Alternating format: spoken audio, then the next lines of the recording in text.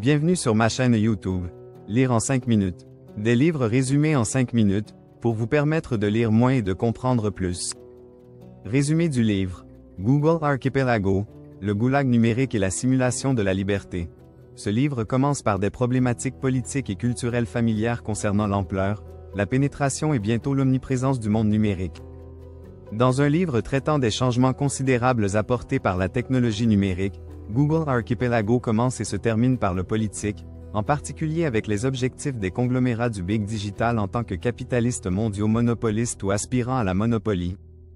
Google Archipelago soutient que les technologies du Big Digital et leurs dirigeants représentent non seulement des puissances économiques, mais aussi de nouvelles formes de pouvoir gouvernemental.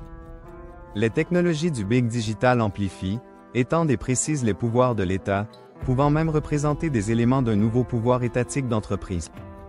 Contrairement aux universitaires qui étudient les médias numériques et dénoncent de prétendues horreurs telles que l'exploitation numérique, dans Google Archipelago, Michael Rectenwald affirme que le véritable danger posé par le Big Digital n'est pas le capitalisme numérique en soi, mais l'autoritarisme de gauche, une vision politique partagée par les universitaires de gauche, qui ne peuvent donc pas le reconnaître dans leur objet d'étude.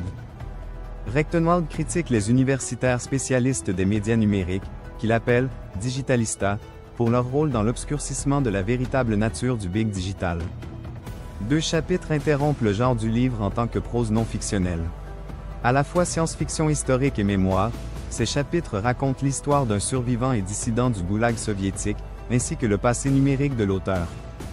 L'auteur d'Archipelago brouille délibérément les frontières entre arguments et récits, faits et artefacts, le réel et l'imaginaire. Selon Rectenwald, cela est nécessaire car on ne peut prétendre décrire le Google Archipelago comme s'il était extérieur, comme quelque chose d'indépendant de l'expérience. Quoi qu'il en soit, bientôt on n'ira plus sur Internet. Internet et le cyberespace seront partout, tandis que les êtres humains et les autres agents seront des artefacts numériques en son sein.